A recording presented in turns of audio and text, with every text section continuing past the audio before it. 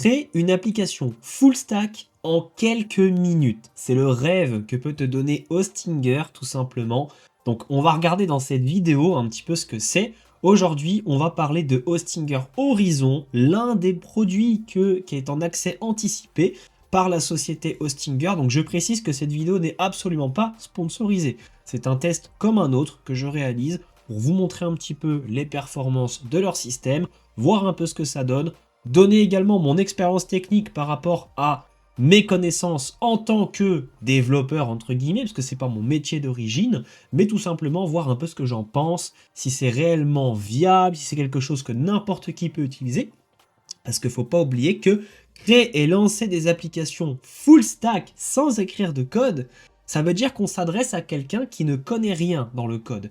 Et le moindre particulier peut donc générer une application tranquillement comme ça en quelques minutes. On va voir si cette promesse est tenue et donc on va avoir un esprit très critique pendant cette vidéo.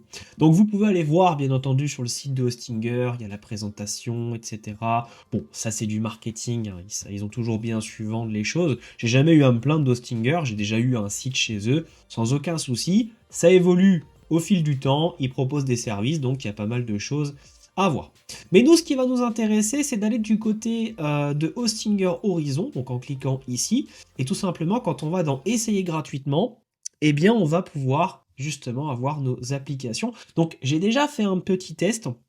J'ai demandé tout simplement à faire une application de notes. Donc j'ai demandé quelque chose de très facile pour pas aller trop loin. Donc là, bon, tout est déjà terminé. J'ai soumis mon prompt hein, qui était quand même pas mal volumineux. Comme vous pouvez le voir, je l'ai fait à l'aide de ChatGPT pour qu'il puisse vraiment être complet, concis, au format Markdown, avec tout ce qui était indiqué. Comme ça donne un contexte pardon, vraiment global à l'intelligence artificielle. Et vu qu'elle se dit full stack, ben, elle est capable de le faire, dans toute logique. Bon, ce que moi je vous propose, c'est qu'on va directement aller sur la vidéo que j'ai faite, hein, parce qu'effectivement, la vidéo en question que j'ai faite ici va vous permettre de voir ce que j'ai enregistré, en fait, la séquence de comment ça se passe. Comme ça, vous voyez vraiment en temps réel, vu que j'ai épuisé mes requêtes. C'était essentiel avant de faire la vidéo, c'était pour voir si ça valait vraiment le coup de vous en faire une. Mais effectivement, oui, j'ai jugé qu'il y avait quand même de l'intérêt. Donc on va voir ça ensemble. Donc comme vous pouvez voir ici, j'arrive sur l'interface d'Hostinger Horizon, je copie-colle mon prompt, je l'envoie, et là on va voir que, hop, il se met direct à travailler. Donc au début, je vois cette petite partie où il y a du code qui se met. À gauche, il est en train de réfléchir, donc j'ai pas trop compris au moment venu qu'est-ce qui était réellement en train de se faire. Il faut savoir que dans la version gratuite d'essai, vous avez le droit apparemment à 5 messages quotidiens par jour. On verra ensuite selon les tarifs, c'est quand même assez cher.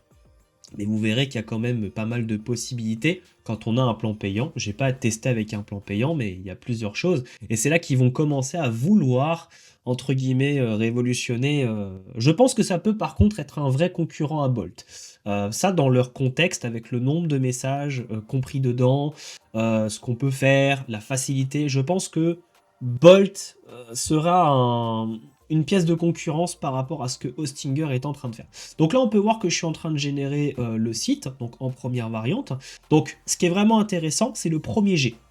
Savoir si l'intelligence artificielle a été capable de me générer justement un site web, cette fameuse application de notes en quelques minutes, parce que c'est la promesse, hein, la promesse tenue, et le marketing c'est très important. Il ne faut jamais mentir sur le marketing, c'est soit c'est capable de le faire, soit c'est pas capable de le faire. Et là vous allez voir en live justement ce que l'intelligence artificielle a été capable de créer. Donc on va accélérer juste un petit peu, voilà, il est en train de mettre à jour, etc. Ok. On va juste revenir un petit peu en arrière parce qu'il me semble que... Ok, donc la première fois, il y a eu l'erreur détectée dans l'application web. Pourquoi? Peut-être qu'il y a eu une connerie. Ça peut arriver, on va pas blâmer là-dessus, mais ça m'a coûté quand même un message gratuit, donc c'est un petit peu con. Là, c'était quand même marqué 502 bad gateway, donc ça faisait la deuxième erreur, donc en 2 demandes, j'ai toujours pas réussi à avoir mon application. Ensuite, il a retravaillé dessus, et donc à un moment donné, je me suis dit, bon, il y a peut-être autre chose à faire. Là, je voyais qu'on était toujours en 502 bad gateway. J'ai eu tout simplement le réflexe de me dire, bah, je vais peut-être refresh la page et ça va fonctionner. Et effectivement, ça a marché.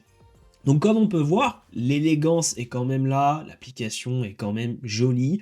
Néanmoins, la responsive c'est pas foufou, sachant que dans la présentation de Hostinger Horizon, c'est marqué que quand on demande, malgré mon prompt, hein, les applications sont optimisées, responsives, blablabla. Ouais, sur grand écran, il n'y a aucun problème. Mais alors par contre, dès que vous passez sur mobile, ah bah je suis désolé, mais la responsive, elle est pas là.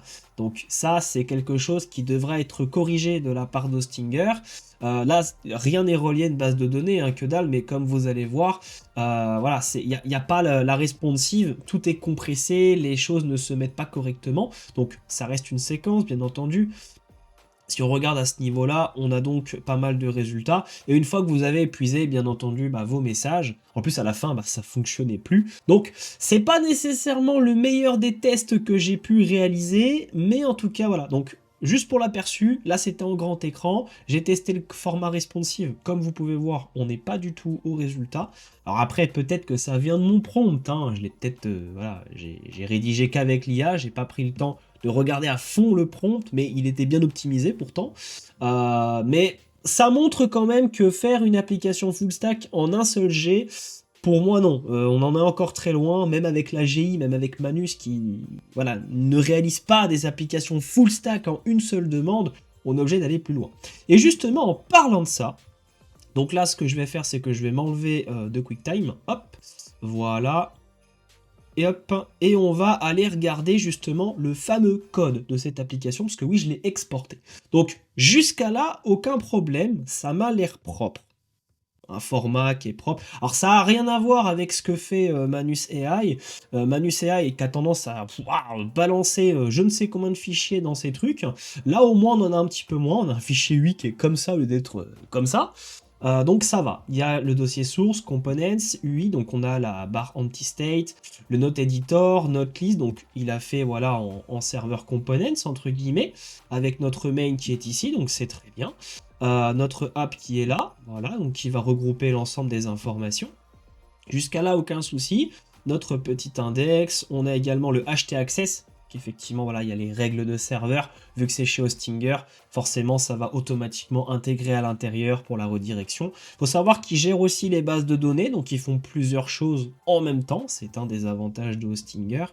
Mais de mon premier avis, moi ce que je note en tout cas, et ce qui est vraiment important, c'est que j'ai demandé une application full stack avec une fonctionnalité très simple qui était de la prise de notes.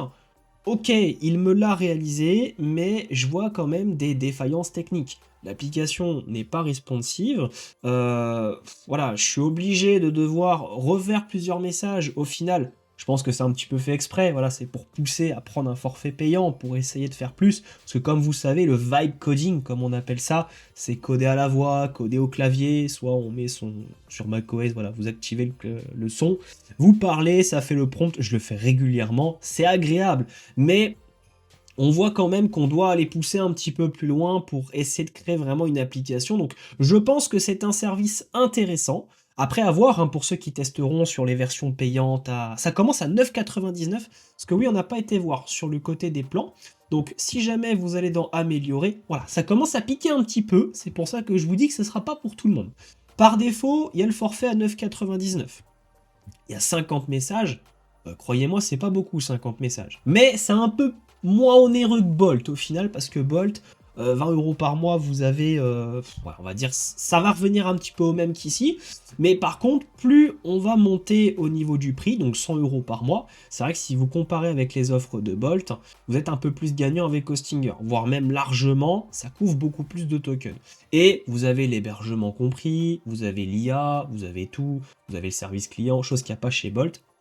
Donc c'est vrai qu'il y a quand même de la concurrence qui s'installe à ce niveau-là, mais par contre, pour quelqu'un comme moi, hein, je précise vraiment de ma caste, enfin même pas de ma caste, au niveau là de mon secteur, dans le développement, effectivement, quand on connaît le code, quand on connaît un petit peu comment ça marche derrière, c'est compliqué d'entrevoir que Hostinger, comme n'importe quelle société, peut proposer en quelques minutes de faire du full stack. Moi déjà même quand je réalise un projet, que j'utilise l'IA, on va pas se mentir, aujourd'hui comme je l'ai dit, aucun développeur, à part quelqu'un qui est dans le déni total, de dire non, je n'utiliserai pas l'intelligence artificielle, c'est pas bien, ça pisse du code dégueulasse. Oui, bah quand ton entreprise te licenciera pour te dire que tu ne vas pas assez vite parce qu'il y a l'IA, tu changeras d'avis. Bref, aujourd'hui, il y a des outils comme Cursor, des outils comme Windsurf, des outils comme Bolt, des outils comme Hostinger, enfin, il y en a plein à l'appel. Mais au final, ça ne vaut pas l'expérience d'un développeur plus une IA en AI programmeur, un peu comme ce que Cursor propose, pour 20 € par mois. C'est vrai qu'en fait, la compétition se fait sur les prix. Pourquoi? Parce que à chaque fois, le service, il doit à la fois s'adapter du côté marketing, il faut que ce soit attractif, faut que le prix puisse passer avec l'inflation, le pouvoir d'achat, faut que les fonctionnalités soient au rendez-vous. Donc, il y a quand même un bel effort de la part d'Hostinger, ça je dirais pas. Indéniablement, moi j'ai jamais été déçu de chez eux, mais je pense qu'il y a encore un manque de plus-value. Je pense qu'il faut encore que ça s'améliore pour que ça devienne réellement intéressant. Peut-être avec un peu plus de recul, le service va s'améliorer. C'est en accès anticipé, hein, faut pas l'oublier. Mais en tout cas, voilà, vous avez mon avis le plus critique possible. J'ai pas envie de faire de cadeaux. Vraiment, ça c'est mon identité personnelle. Au travers des vidéos, j'ai envie d'être cash, unique, simple. J'ai pas envie de faire un cadeau à la société en disant c'est génial, prenez l'abonnement. Pas du tout. L'objectif, c'est que au moins ça vous fasse une idée de comment fonctionne Hostinger à ce niveau-là. Vous avez pu voir que oui, on peut commencer à créer une application de premier jet, mais moi personnellement, j'aurais plus tendance à vous recommander d'aller vers Cursor. Oui, ça nécessite de mettre un peu plus les mains dans le code, mais au final, même avec le vibe coding, je le rappelle, et vous pouvez encore créer des applications sans toucher au code. Vous demandez à l'IA, tiens, il y a ça, et au moins vous voyez ce qui se passe. Et moi, je trouve que c'est un peu plus cool, mais parce que ça, c'est mon ressenti personnel. En tout cas, voilà, c'est la fin de ce test. J'espère qu'il vous aura plu, qu'il vous aura fait découvrir un peu ce que Hostinger a sur sa feuille de route. Si c'est le cas, n'hésite pas à me le faire savoir en lâchant un pouce bleu, en commentant cette vidéo, ça me ferait plaisir. Abonne-toi également pour ne pas louper les suivantes, et on se retrouve prochainement sur ce bye bye.